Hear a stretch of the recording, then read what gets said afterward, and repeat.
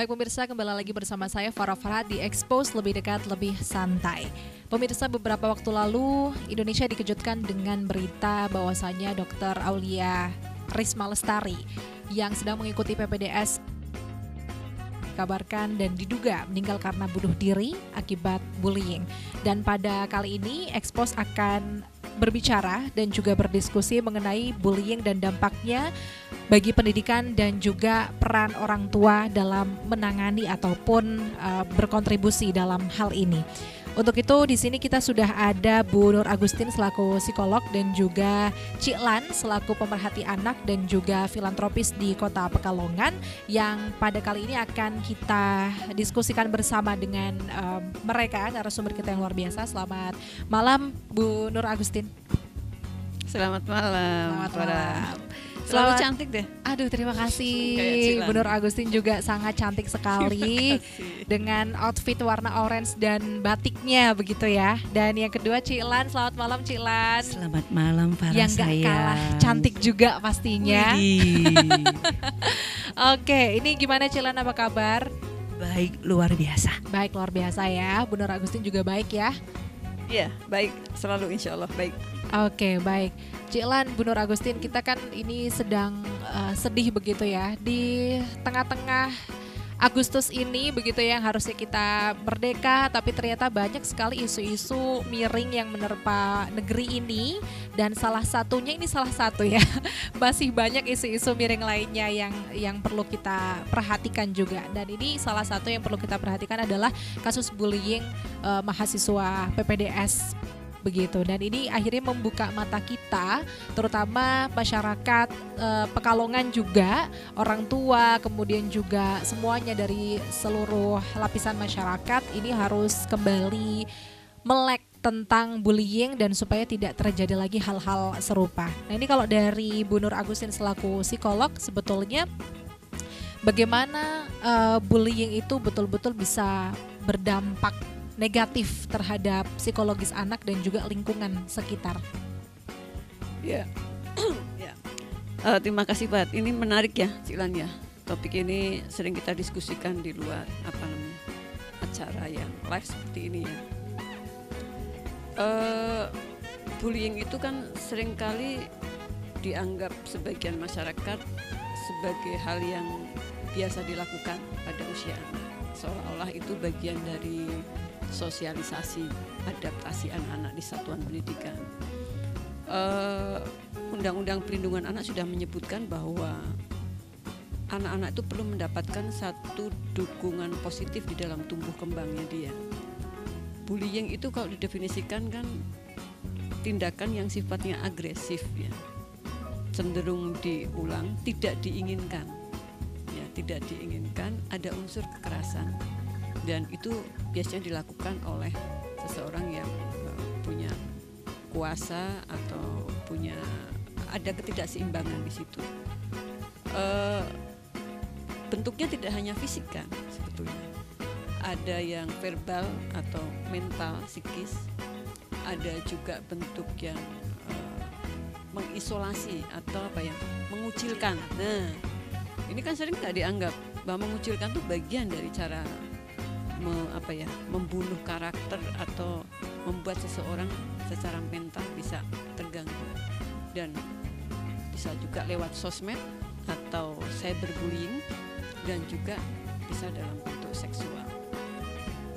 Seberapa banyak kasusnya? Ini banyak sekali. Jadi bahkan UNICEF itu sangat punya komitmen besar untuk bisa mengurangi, karena ternyata remaja kita, anak-anak kita itu sering mengalami bullying. Jadi program Roots itu satu program untuk edukasi dan pendampingan terkait bullying di satuan pendidikan itu sudah diluncurkan, dan kerjasama UNICEF dengan Kementerian Pendidikan Indonesia itu sudah hampir sekitar 5 tahunan ya. Dan ini sudah masuk juga di Pekalongan beberapa waktu yang lalu. Saya ngawal untuk sekolah ramah anak program Roots itu untuk pencegahan. Kan ternyata tadi Cik An bisa cerita ya, tidak semua korban bully itu mau cerita. Jadi kasusnya itu seperti fenomena gunung es yang nampak, yang kita ketahui, lebih banyak yang nggak kita ketahui. Jadi ini sebetulnya problem yang ada di depan mata, tapi kita belum menganggap itu sesuatu hal yang nyata dan serius harus mendapat perhatian. Nah, ini garis besarnya, dan itu sebetulnya punya dampak terhadap masa depan seseorang loh. Kita sering menganggap kalau udah selesai berarti sudah selesai gitu. Padahal kadang korban bully itu butuh pendampingan bertahun-tahun. Karena itu bisa berdampak pada psikopatologi ya, atau ada gangguan-gangguan secara mental. Nah, itu yang sering kadang kita enggak menyadari bahwa ternyata korban atau saya bisa nyebutnya survivor ya, orang yang sedang berjuang itu seringkali bisa mengalami satu gangguan mental yang cukup serius, bahkan sampai pada suicide atau percobaan bunuh diri. Nah, kalau seandainya betul pada kasus Dr. Aulia bahwa sesuai kalau nggak salah dia nulis di diary ya, jadi catatan hariannya ya Cik. Jadi kalau itu catatan harian dia menyatakan bahwa dia mengalami itu, kita bisa memastikan bahwa dia memang korban gitu. Ya, cuman kan ini nggak bisa ditanyain karena korbannya sudah meninggal ya. Tapi dari catatan itu kemungkinan dia sudah cukup lama mengalami itu, tapi tidak mendapatkan bantuan yang dibutuhkan, sehingga sudah tidak lagi percobaan tapi sudah melakukan bunuh diri. Jadi itu pasti ada periodnya dia sampai pada keputusan bunuh diri, itu pasti sudah ada perjalanannya. Cuman kita seringkali nggak aware, nggak teliti ya untuk melihat gejala-gejala itu. Oke, berarti memang dampaknya menyeramkan itu ya Bu Nur Agustin Cik Lan. Oke, nah kalau menurut Cik Lan sendiri ini tanggapannya terkait dengan kasus yang ini sedang hangat-hangatnya terkait dengan bullying seperti apa? Oke. Pertama-tama ya Mbak Farah, saya mau cerita. Saya sangat merasa bersalah karena masalah bullying itu sudah pernah saya bahas, saya laporkan dengan data-data yang Bu Agustin pun tahu, karena beliau juga bersama-sama dengan saya memperhatikan ada 3 residen dalam 2 tahun ke belakang, 22, 23 residen bedah yang keluar, dan 3 itu melibatkan saya, melibatkan salah satunya ditangani oleh Bu Agustin sampai pulih ya Bu Agustin, terima kasih Bu. Ya, kemudian 3 ini benar-benar kita sayangkan. Kalau saja waktu itu kita speak up seperti ini, ya mungkin tidak perlu sampai ada kejadian seperti Dr. Aulia. Saya minta maaf kepada keluarga dari almarhum. Saya turut berduka cita. Saya begitu terima berita tentang Dr. Aulia nggak ada ini bukan dari medsos. Ada satu dosen yang sangat baik hati, tapi beliau sudah pensiun. Beliau sangat care dan menyesalkan adanya pembulian. Beliau adalah salah satu orang yang ingin pembulian itu diberhentikan. Bahkan dia sangat menyesali adanya 3 residen yang keluar. Beliau yang menelpon saya bercerita. Jadi saya sangat tidak sembarang mau bercerita, karena saya nggak mau menjadi suatu hal yang nggak terdata. Kalau seorang dosen saja bercerita ke saya, telepon saya secara pribadi, bercerita tentang begini-begini, saya itu sore beliau telepon saya nggak bisa tidur, saya gemetar seluruh tubuh. Sampai jam 2 pagi saya baru bisa reda dan tidur. Paginya saya vertigo Bu, saya nggak boleh kurang tidur dan kurang bahagia, vertigo Mbak Farah. Kenapa?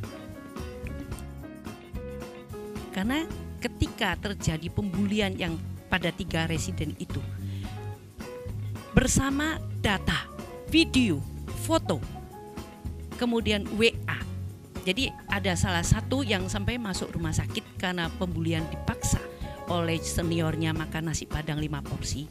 Kemudian dia masuk rumah sakit dan HP-nya diambil oleh keluarganya. Kemudian oleh keluarganya itu dijadikan data yang kemudian kita bawa ke. Jadi hari ini saya bercerita, semua yang saya ceritakan ini udah tahu belum? Sudah. Bahkan saya sudah duduk di salah satu ruang di Rumah Sakit Karyadi bersama dengan ketua KPS-nya, beberapa dosennya, kemudian juga ketua fakultas kedokteran waktu itu ya, juga dengan chief grupnya, baik chief grup besar atas 70 residen bedah maupun chief grup kecil residen yang saat itu terdampak bullying dan masuk rumah sakit. Nah, waktu itu saya juga minta mereka, karena kita di ruangannya ada CCTV, tolong direkam karena saya nggak mau ini tidak terdata oleh kalian. Dan saya berharap saya datang ini bukan karena mau menjat atau apa. Saya ini backgroundnya juga seorang guru, saya seorang ibu, saya seorang pemerhati. Saya bersama Bu Agustin di Pekalongan ini sangat perhati dengan masalah pendidikan, masalah ibu, anak, KDRT dan sebagainya. Ya. Tapi ini tolong perhatikan dan disikapi dengan baik. Jangan ada korban-korban yang lain. 3 ini satu wanita. Ya. Yang pertama kita sebut Dokter T. Ya. Dia S1-nya tidak ada masalah. Dengan bangga bahagia. Ya. Dia masuk ke S2. Kemudian awal dia masuk, itu dia udah didudukan oleh salah satu senior. Kamu sebaiknya keluar. Ya, dia bercerita ke keluarganya. Kenapa? Kamu bukan dari golongan darah biru. Lah, darah biru kok kayak kerajaannya. Ternyata maksudnya dari keluarga dokter. Kedua, kamu sipit. Kamu nonis. Saya nggak suka loh kalau ada orang bahas begitu-begitu. Kita itu Indonesia satu. Ya, semua baik di mata Allah. Berlaku baik saja itu Allah udah seneng. Gak usah karena kamu ini nggak ada. Ya, saya sangat nggak suka hal-hal begitu. Kemudian dia masih diintimidasi. Kamu jangan mencoba bertahan di sini. Kita akan bikin kamu susah. Terakhirnya, kamu masih mencoba bertahan. Kita akan bikin kamu nampak buruk di mata dosen. Dan itu semua mereka lakukan loh. Gila ya. Nah, mulailah pembulian dimulai dengan apa? Kan si anak ini masuk jalur yang baik. Gak perlu bayar 1 rupiah pun. Hanya uang semesteran saja. Tiba-tiba dia bilang ke orang tuanya, diwajibkan satu grup, kan dia 7 orang satu grup, diwajibkan setor 75 juta. Bukti transfer ada ya? Ya, jadi keluarga masih menyimpan itu. Ditransfernya ke chief grup besar. Kemudian setiap bulan masih ada 5 juta. 3 bulan kemudian minta lagi 50 juta. Luar biasa ya. Oke, ini luar biasa. Dan ini saya udah lapor waktu kita duduk bersama kita bicara, ya. Jadi ini bukan asal bicara. Saya takut sama Gusti Allah. Saya nggak mau sembarang bicara, apalagi ini menyangkut masa depan bangsa. Dan tujuan saya hari ini bicara adalah, mari kita perbaiki. Ya, masa depan negeri ini ditentukan oleh anak-anak kita. Jangan anak-anak kita dihancurkan dengan cara seperti ini. Dan hierarki ini harus dihancurkan. Jadi sistemnya di pendidikan mereka itu begini. Yang paling tinggi, yang hampir lulus itu yang paling berkuasa. Bukan chief grupnya. Ya, ini kalau bilang A, semua harus A. Umpamanya ini gelas minum, ini salah satunya ya. Diludahin rame-rame, termasuk teman-teman satu grupnya. Suruh diludahin, kamu minum. Kamu nggak mau minum, kamu bakal dihukum lari 10 kilo. Jadi sedikit-sedikit dihukum.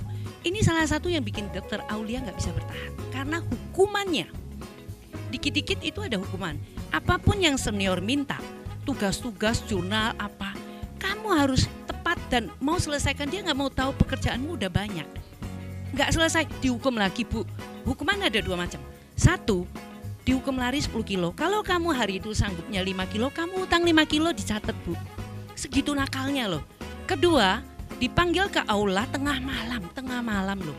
Itu berdiri, kaki diangkat 1, tangan diangkat 1, berdiri 1 jam. Kalau you tidak kuat selama 1 jam, jatuh diulang lagi 1 jam. Gila kan? Oke, kemudian masih ada lagi. Si anak ini mulai sepatu, cuci sepatu itu biasa Bu. Sepatu mereka habis olahraga main sepak bola. Sepatu dikasih air suruh minum. Nah, yang paling parah masih banyak yang saya sampai dengar cerita bullying ini pingin ya, karena jangan-jangan kita terlibat akhirnya karena saya itu orangnya begini ya, jadi kayak emosi jadi kena loh, trauma juga loh saya itu. Aduh, gimana ya? Baik, berarti memang sangat mengerikan sekali jalan ya waktu itu. Ada beberapa juga yang ternyata menjadi korban, dan Dokter Aulia Risma Lestari ini bukan satu-satunya, tapi masih banyak begitu ya.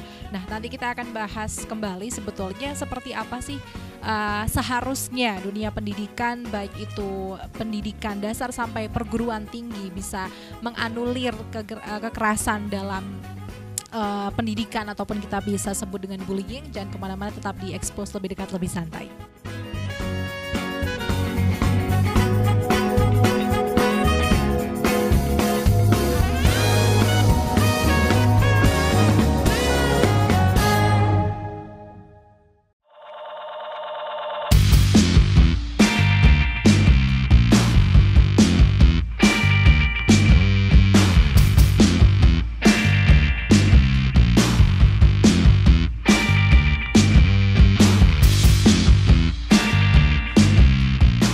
Baik pemirsa, masih bersama saya Farah Farha di Expose Lebih Dekat Lebih Santai. Baik Cilan, mungkin bisa sedikit dilanjutkan tadi cerita yang Cilan ketahui perihal ini. Itu tadi yang dokter yang satu ya. Nah ini dokter yang nomor 2. Ini dia udah menikah, udah punya anak, masih umur 2 tahun. Waktu itu mereka kan yang satu ini dikucilkan ketika dia masuk rumah sakit karena nasi padang dan sebagainya itu, dia masuk lagi. Pembuliannya dirubah. Dirubahnya apa? Dia dikucilkan. Semua residen tidak boleh ajak bicara yang residen ini, kecuali ingin kena hukuman lari atau angkat kaki 1 jam. Nah, satu hari mereka jaga malam bareng. Si dokter yang kedua ini ngomong sama dokter yang pertama, "Dok, kayaknya saya nggak kuat. Saya rasanya udah nggak tahan." Nah, yang satu ini bilang, "Jangan, kamu bertahan. Jangan seperti saya. Ini kamu lihat saya masuk rumah sakit, kemudian terbujuk oleh mereka bahwa gak akan ada pembulian, saya masuk lagi, ternyata lihat sekarang saya mengalami apa, lebih sulit. Kamu bertahan ya dek." Ini kan adiknya gitu loh. Besoknya ini hilang dokter nomor 2. 2 minggu dia hilang. Ingat itu, geger, orang tuanya juga dihubungi gak bisa. Nah ketika dia 2 minggu kemudian pulang ya, dia sempat komunikasi dengan saya. Dia bilang apa? "Tante, saya hampir menyelesaikan hidup saya, tapi setiap saya mau lakukan itu, terbayang wajah anak saya." Saya bilang, "Karena istri kamu, karena anak kamu itu mau kamu pulang, dampingi dia sampai dia dewasa. Kamu minta anak sama Allah, kamu tanggung jawab." Dan ketika kembali dia bilang, "Saya tidak pernah akan menginjak kota Semarang." Nah yang ketiga, yang cewek, dia bilang bagaimana? Dia keluar kan, kita tanya, "Kenapa kamu keluar?" "Saya lebih baik keluar daripada seumur hidup saya membenci tubuh saya." Kamu pikir sendiri, kenapa dia jawab gitu?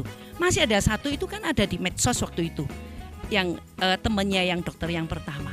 Jadi kalau ditelepon malam 10 menit harus kumpul, 10 menit kamu terlambat, itu dihukum. Itu tengah malam cuma untuk ladenin residen yang stres-stres. Gak ada sebab, cuma datang suruh berdiri, dengerin dia marah-marah, siram-siram air, lempar-lempar aqua.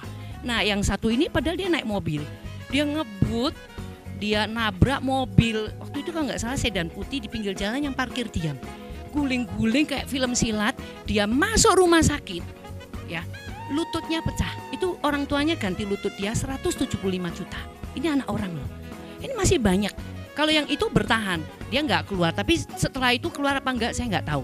Kalau saya yang tahu jelas yang 3 itu. Masih banyak pembulian yang lain. Oke, luar biasa, ternyata sangat-sangat mengerikan. Oh Mbak, ada satu yang saya biar betul-betul menyikapi universitas mereka, kita dengan tujuan mereka baik lagi. Ya, mereka baik lagi, rubah semua. Ya, selidiki dengan baik. Karena apa? Ada satu lagi yang sempat kita melapor ke, ada satu residen, kita sebutlah dokter O. Dia itu yang paling atas, sudah hampir lulus. Sebetulnya 1 semester lagi dia lulus. Ya, itu datanya juga udah dipegang oleh mereka. Jadi dia kecanduan obat penenang, Bu. 2 minggu sekali dia minta si junior ini, tadinya kan senior-senior, tapi mereka naik, mereka jatuhkan beban itu ke senior, ke junior. Junior itu bergiliran tiap 2 minggu sekali, mau nyolong mau beli harus menyiapkan obat penenang untuk dia. Si dokter O ini luar biasa kan. Nah, suatu hari tiba giliran si dokter yang pertama itu. Dia udah ketakutan, telepon orang tuanya. Kayaknya kata chief group kecil dia, tiba giliran kamu loh, siap-siap. Nah, supaya ini anak mau, si chief group ini, si dokter O ini bagaimana? Tiba-tiba tengah malam dia manggil dokter ini untuk datang ke aula. Dokter ini telepon orang tuanya. Saya mau diapain ya? Kok cuman saya yang dipanggil? Biasanya kan satu grup, cuman saya dan satu orang lagi teman saya. Tapi teman saya itu kan udah giliran. Ternyata apa? Malam itu si dokter O mukul temennya di depan yang dokter ini. Supaya apa? Dia takut dan mau melaksanakan menyiapkan obat penenang itu. Besok pagi malam itu orang tuanya kan takut dia dipukul kan. Orang tuanya ke Karyadi, nunggu di parkiran loh. Ya, sampai ibunya bilang kalau kamu dipukul, ibu kamu cubit kamu aja nggak pernah. Kamu keluar, udah keluar, selesai sudah. Ternyata dia nggak diapa-apain. Nah, orang tuanya pulang dong, Mbak. Besok paginya ditelepon lagi, suruh datang si anak ini karena dia ketakutan, dia nggak tahu caranya menyiapkan obat itu. Akhirnya orang tuanya bagaimana? Bayar orang 2 juta untuk cari obat penenang. Nah, kalau anaknya ketangkep, emang polisi mau tahu bahwa ini anak narkoba apa tidak? Enggak kan? Ini belum lagi yang dokter O ini ya, dokter O saya bilang ya. Dia bisa dengan enak ya minta roti apa itu? Yang paling terkenal di Semarang toko roti apa itu? Untuk kirim ke pacarnya, ke rumah kos pacarnya yang ulang tahun. Nanti minta disewakan mobil, nanti mobil yang pulang penuh muntahan, yang punya mobil jadi marah-marah ke senior, ke junior ini. Masih banyak lagi, luar biasa. Ya. Baik Jelan. Lalu kalau menurut Bu Agustin sendiri ini kan berarti kalau kita lihat kasus perundungan ini kan dilakukan oleh sebaya, bisa dikatakan sebaya begitu ya. Lalu sebetulnya senior senior. Yang dalam artian itu masih atau bukan termasuk dari institusi itu sendiri. Kalau menurut Bu Nur Agustin, institusinya tuh sebetulnya harus seperti apa intervensinya? Ini kan berarti kan dosen malah justru terpengaruh begitu ya. Nah, ini seperti apa, Bu? Ya, itu ini cerita Cilan pengalamannya luar biasa ya. Kita jadi apa ya? Ya, ini memang cukup banyak terjadi. Cuman selalu kita terkejut kalau masih ada peristiwa-peristiwa itu di institusi pendidikan yang seharusnya menjadi apa ya, tempat anak-anak untuk belajar semua hal yang terbaik kan. Jadi institusi pendidikan itu ya idealnya memang tidak membenarkan adanya bully yang terjadi di lingkungan mereka. Menjadi syarat bahwa tenaga pendidikan ya, dosen atau mungkin semua yang terlibat sivitas akademik itu paham bahwa pendidikan itu pendekatannya tidak boleh menggunakan kekerasan. Harus paham tentang apa sih bully, harus paham bentuk-bentuknya, karena sering kadang beberapa orang nggak memahami bahwa bentuk-bentuk bullying itu nggak harus selalu secara fisik gitu loh. Ya, kalau dengar cerita Cilan tadi ada yang harus melakukan ini, itu disuruh ini jam sekian gitu tuh, itu juga bagian karena tidak sewajarnya ya, tidak diinginkan, kemudian cenderung berulang. Sifatnya mungkin beberapa walaupun bentuknya hukuman, tapi itu kan tidak diinginkan oleh korban karena tidak melakukan sesuatu yang diinginkan misalnya gitu. Jadi ada pemaksaan dan sebagainya. Itu lah institusi, dari mana institusi memastikan itu tidak terjadi, ya kan? Maka penting kan adanya memastikan bahwa dosennya, gurunya, tenaga kependidikannya, semua yang terlibat, bahkan sampai penjaga malamnya, keamanannya gitu ya, bahkan kebersihannya, semuanya itu harus paham. Nah, kalau di Pekalongan misalnya terkait sekolah ramah anak, dipastikan itu harus ada pelatihan konvensi hak anak misalnya, pelatihan sekolah ramah anak. Sekarang di perguruan tinggi sudah ada undang-undang yang terbaru ya untuk pencegahan kekerasan seksual misalnya, yang spesifik karena itu kasusnya memang banyak. Jadi setiap satuan pendidikan setingkat perguruan tinggi sekarang harus ada satgas ya, satgas untuk pencegahan kekerasan gitu ya, khususnya kekerasan seksual, walaupun itu jenis kekerasan bisa banyak gitu kan. Itu perlu sebagai media yang sivitas itu bisa melaporkan. Tetapi lagi-lagi di gambaran kita itu selalu masih ada bayangan bahwa pelaku kekerasan kalau dilakukan oleh pendidik atau tenaga kependidikan itu kadang masih dianggap ada kops yang mencoba untuk melindungi gitu ya. Jadi sebetulnya di dalam banyak kasus yang terjadi pelaku kekerasan terhadap anak atau remaja itu justru dilakukan oleh orang-orang yang dikenal. Kalau dalam hal ini misalnya di satuan pendidikan oleh gurunya, oleh dosennya atau bahkan oleh orang tuanya gitu. Jadi kasus data itu menunjukkan bahwa pelaku kekerasan pada anak seringkali dilakukan oleh orang yang justru dikenal oleh anak. Dan di lingkungan pendidikan kan orang-orang itu sebenarnya yang dekat. Nah ini harusnya diantisipasi apa penyebabnya. Nah ternyata itu tadi kompetensi yang harus dimiliki oleh seorang dosen, oleh seorang kenapa kok itu menjadi penting guru dan sebagainya tenaga kependidikan, karena kan mereka akan mendidik anak-anak. Nah yang dididik ini tadi kekerasan yang sifatnya senior dan junior ini kan bagian dari sebuah sistem pendidikan yang kita boleh bilang tidak ada kontrol terhadap edukasi masalah bullying. Kalau ada, tidak mungkin dong senior melakukan itu sama junior. Kalau dipastikan setiap proses pendidikan yang terjadi dalam pengawasan gitu loh. Berarti ini ada proses-proses yang loss yang tanpa pengawasan, dan senior ini kemungkinan sebelumnya juga diperlakukan begitu oleh senior sebelumnya.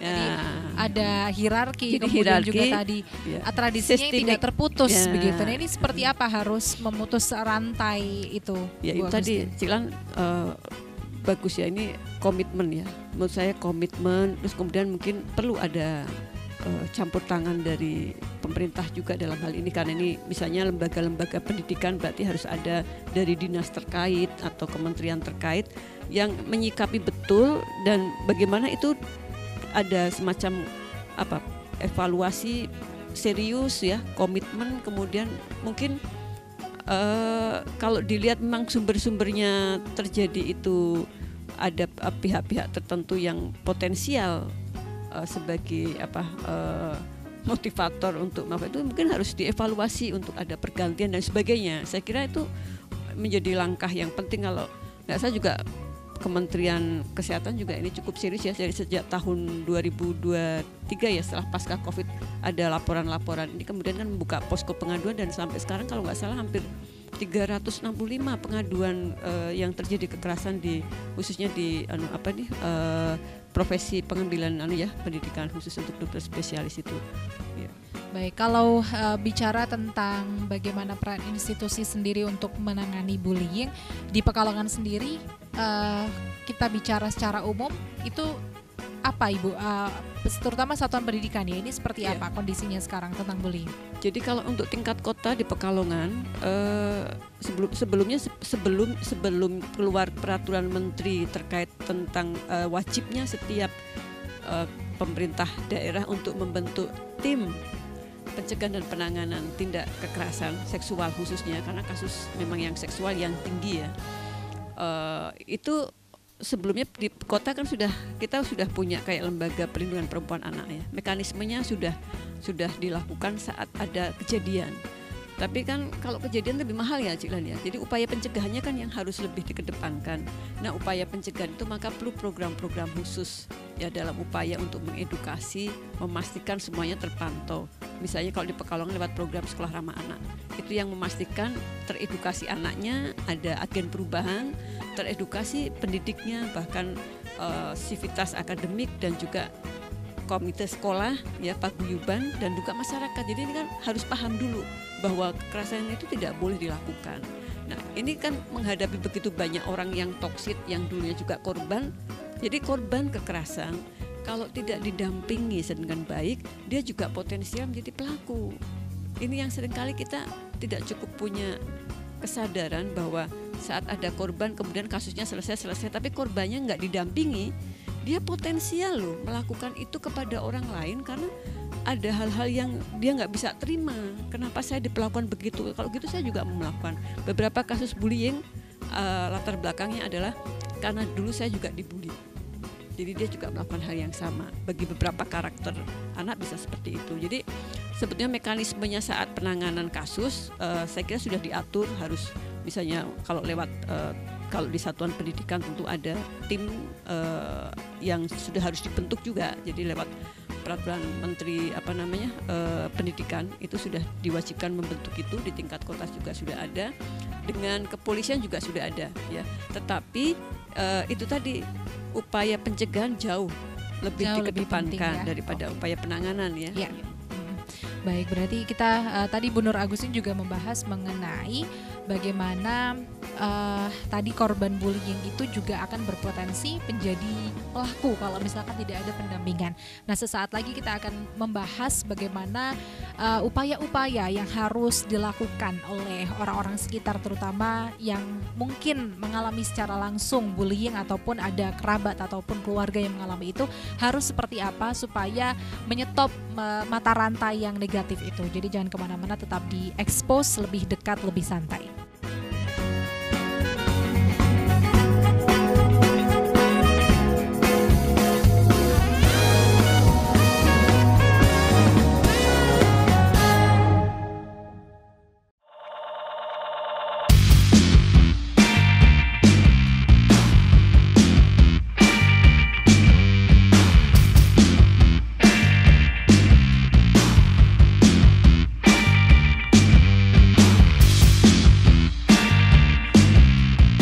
Baik pemirsa, masih bersama saya Farah Farhat di Expose, lebih dekat, lebih santai. Baik Cilan, kalau tadi Cilan sudah bercerita luar biasa tentang pengalaman real mendampingi para korban bullying, dan seperti yang tadi dibahas oleh Bu Nur Agustin, ternyata kalau korban bullying berarti butuh sekali pendampingan sampai betul-betul bisa merasa atau bisa menerima begitu ya keadaan dan lain sebagainya. Ini bagaimana Cilan waktu itu mendampingi para korban secara langsung? Iya, jadi ini ceritanya memang perlu perjalanan ya Bu Agustin ya. Yang 3 yang saya tahu ini yang memang kita terlibat itu ditangani, yang pertama itu sampai ditangani oleh 3 psikolog. Salah satunya beliau yang saya banggakan. Satunya dari klinik Sugio Pranoto Semarang, satunya dari Jakarta. Kemudian ketika dia masih mencoba bertahan, dia difitnah. Jadi bukan cuman fisik, mental, uang ya. Fisik itu lutut harus kuat, kemudian mental tapi juga harus kuat. Uang ada 5 ya, kemudian fitnah. Difitnah ke dosen sehingga dosen memanggil dia untuk diberi kayak peringatan gitu. Nah, itulah waktu itu yang ini dia udah betul-betul dia bilang udah nggak bisa ngapa-ngapain. Sempat orang tuanya panik karena dia sampai minta maaf. Nah, orang tuanya itu sampai ini maksudnya apa? Nah, kemudian yang masalah penanganan ini, kemudian yang 2 itu juga sempat ditangani oleh psikolog. Yang 1 kebetulan orang tuanya dokter loh Bu. Itu suruh dia break dulu, kemudian pindah ke tempat lain. Kalau yang tadi pertama itu dia kemudian keluar pun dipersulit sampai setengah tahun. Itu ketua kuliah fakultasnya nggak berani minta tanda tangan rektor. Dia takut rektornya tahu, jadi dia berusaha menyuruh anak ini bertahan. Tapi psikolog yang di Semarang mengatakan, saya Bu, dia bilang sama orang tuanya, tidak mau ada yang ketiga yang saya nangani yang masuk rumah sakit jiwa Amino Ungaran. Itu kemudian orang tuanya dipertemukan dengan salah satu orang tua yang tadinya resid, ya. Untuk tahu cerita sebenarnya dan punya kesadaran supaya anaknya betul-betul harus keluar. Orang tua dari yang di rumah sakit jiwa Amino itu bilang begini sambil nangis, seluruh tanah Tembalang dijual untuk ganti kewarasan anak saya nggak sudi. Sama dengan bapaknya almarhum Aulia, saya lebih baik jual rumah saya ganti rumah sakit Kardinal 500 juta daripada saya kehilangan anak saya. Ini tolonglah ya, masalah ini betul-betul jangan didiamkan. Yang pertama harus peduli bukan saja orang tua, bagaimana mengiring mereka supaya pulih. Ya, bersyukur yang perempuan sekarang udah nikah, Yang 3 ini kan satu perempuan Bu, udah nikah, berkeluarga, dia sudah melupakan tentang kedokterannya. Kemudian yang pertama juga sempat ambil magister, lulus dengan nilai 4 Ibu. Kemudian juga mengambil 1 spesialis, dia juga lulus dengan cum laude. Jadi dia sudah siap menyambut dunia baru, melupakan dunia bedah yang tadinya dia bercita-cita jadi dosen alma maternya dan berpraktek di Karyadi. Itu mereka hancurkan, begitu. Kemudian juga dari dosen, terutama dosen, mau nggak mau mereka harus betul-betul duduk dari Kemenkes. Apa saja, jangan denial. Gimana seorang dokter kan tahu, kalau kita denial kita nggak sakit, kita nggak apa-apa, gimana menyembuhkannya? Itu saya nggak suka. Ya makanya hari ini saya bicara, karena saya melihat di medsos mulai ada yang denial. Bersyukurlah Anda yang tidak kena bullying. Saya nggak bilang semuanya jahat, semua residen, senior jahat. Ada yang nggak jahat, ada yang dilindungi. 3 yang dilindungi Bu. 1, kamu anak rektor, ya atau titipan rektor. 2, kamu anak ID atau titipan ID. 3, kamu anaknya ketua fakultas kedokteran itu, spesialis itu, atau titipannya. Itu 3 yang terlindungi. Jadi kalau di luar ada yang bilang, saya nggak apa-apa, ya saya tahu. Karena kalian juga punya duit yang sangat kencang. Itu juga bisa terlindungi. Tapi kalian justru bisa menjadi orang yang paling jahat. Dan biasanya yang jahat, nggak semua senior itu jahat ya. Ada beberapa yang baik. Sampai mencoba menolong 3 orang anak ini, tapi dia bilang ke orang tuanya, saya itu kasihan tapi saya nggak bisa ngapa-ngapain. Karena saya, di atas saya itu lebih berkuasa Bu. Itu seperti itu hierarkinya. Nah memang seperti yang Dr. Oscar itu sempat ketika dilaporkan, karena dia memakai dengan bukti-bukti dia meminta obat penenang sebagainya, dia sempat diskorsing 1 semester. Semakin dia jahat, walaupun dia diskorsing, dia masih senior kan, dia mengatur pembulian terhadap anak-anak ini dirubah, yaitu pengucilan, kemudian dikeluarkan dari grup besar maupun kecil, kemudian masih bertahan, dinonaktifkan, tidak boleh ada yang mengajak dia masuk ruang operasi atau mau kena hukuman. Dan mereka itu gini, kalau kena hukuman, kalau nggak bisa hukum 1 orang, 1 grupnya dihukum. Jadi teman-teman grupnya nanti marah sama kamu gitu. Ini luar biasa. Jadi pertama memang harus dari fakultas, saya kurang tahu bagaimana caranya Bu Agustis, pasti lebih pinter. Karena ini nggak main-main. Dan saya kalau masalah ini tidak berubah, dan sampai saya dengar masih ada macam-macam seperti ini, saya nggak segan-segan membawa masalah ini lebih ke atas dengan tujuan Indonesia lebih baik. Yang saya omongkan hari ini semua data sudah ada di mereka, dan saya sudah pernah seizin ketua fakultas, seizin ketua KPS duduk bersama mereka, diundang oleh mereka untuk membahas masalah bullying ini akan dihentikan. Jadi saya sangat menyesali kalau hari ini ternyata ada seperti ini. Ya, tetap saya berpengharapan, mari kita semua, nggak cuma dari Kemenkes, ya, dari kita yang betul-betul terlibat ini, ya, dari kita ini ibu, terapkanlah kita ini ibu, ini anak-anak kita. Kalau anda Bu Agustin yang jadi orang tuanya Aulia, saya nggak ngerti rasanya gimana. Oke ya gitu ya, maaf kalau ada yang tidak senang dengan saya saat ini bicara, tapi saya harus bicara karena minggu kemarin saya pergi ke gereja. Khotbahnya kok tiba-tiba merdeka yang bertanggung jawab. Nah saya ini kayak tahu bahwa di situ itu lubang, tapi saya diam aja, ada orang ke sana. Saya enggak, kamu hati-hati ya kalau sampai sana ada lubang. Kamu siap ya kalau di situ lubangnya besar, kamu mesti begini atau kamu jalan agak minggir. Saya bersalah, saya merasa bersalah. Hari ini kalau saya bicara enggak ada tujuan lain. Saya lebih suka loh dibicarain tentang buku baru saya, tentang karya-karya saya, tentang batik Pekalongan. Bukan tentang hal seperti ini, tapi karena ini menyangkut generasi masa depan bangsa, anak-anak kita, saya harus bicara. Saya terima kasih Mbak Farah. Terima kasih Jalan sudah berani untuk menyuarakan itu kembali, dan semoga juga sudah kita cukupkan begitu ya peristiwa-peristiwa seperti ini, dan semoga juga kita bersama-sama memperbaiki lingkungan pendidikan di satuan pendidikan manapun itu menjadi lebih baik, penuh kasih sayang, karena tujuan pendidikan itu juga harus dengan kasih sayang begitu Bu Agustin ya. Nah ini kalau menurut Bu Agustin sendiri, pengalaman Ibu juga menangani beberapa korban bullying yang termasuk dalam korban bullying berat itu seperti apa Ibu? Ya, Kalau di Pekalongan karena mungkin ini yang Ciklan spesikan yang lagi booming kan, kebetulan di PPDS ya. Kalau di Pekalongan tuh juga jadi gini, korban bully itu sekuat apapun mental seseorang. Ya, artinya dia mungkin lahir dari keluarga yang baik gitu ya, pengasuhannya positif. Tapi kalau dia diterpa atau dibully atau diintimidasi secara terus-menerus gitu, atau lingkungannya tidak sehat secara mental terus-menerus, itu tetap akan berpengaruh. Jadi kalau bicara tentang daya lenting seseorang kan nggak sama. Mungkin kita cukup mampu mengabaikan beberapa omongan orang yang nggak menyenangkan. Ada juga yang nggak bisa.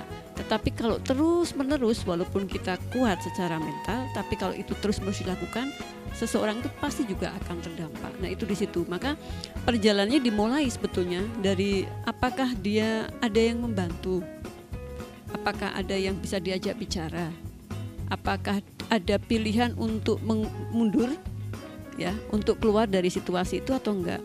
Beberapa kasus tidak ada pilihan karena nggak ada yang peduli. Pokoknya kamu harus sekolah, gitu. Ya, apapun yang terjadi. Atau saat dia bercerita nggak ada yang percaya.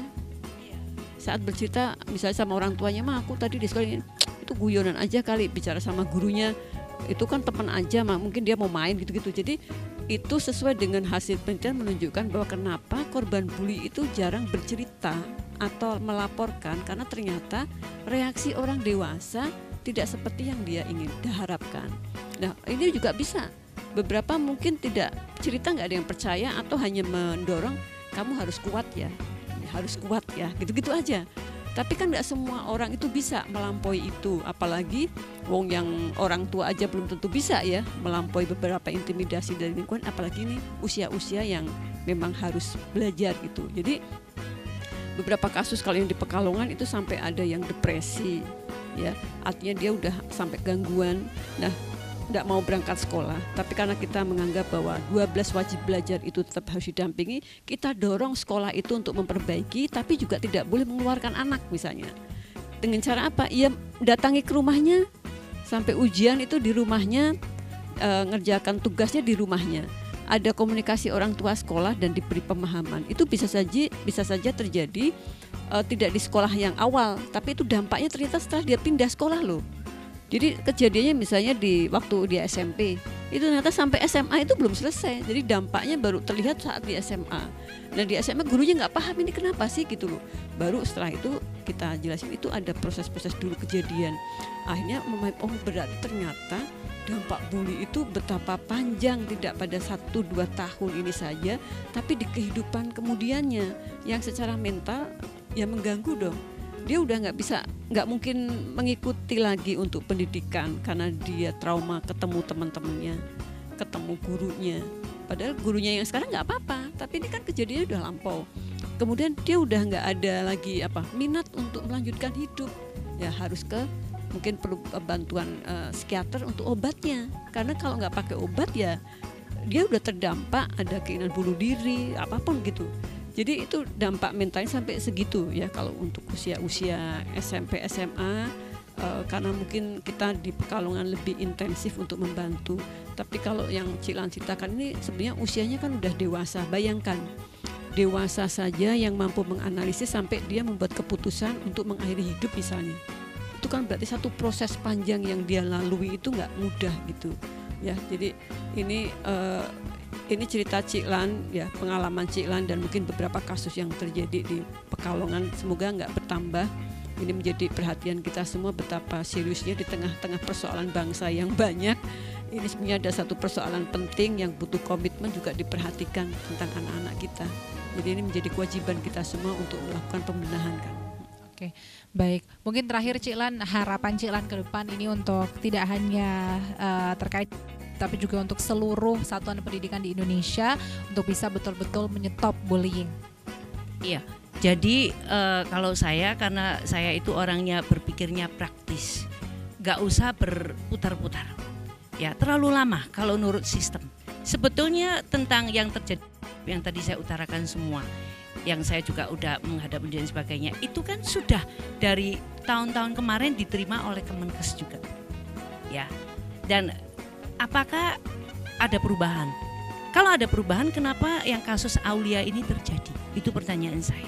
Jadi tolong disikapi dengan tek-tek-tek. Jangan terlalu menggok-menggok nggak jelas, kemudian nanti tenggelam hilang. Saya yakin ini up sebentar lagi lupa lagi. Harus nunggu ada lagi Aulia lain, baru mereka mau nyikapi atau bagaimana. Nggak bisa seperti itu, ya kan? Kemudian juga dipertegas dosen yang terlibat, chief yang terlibat kan, spesialis itu ada chief grupnya, dia bertanggung jawab.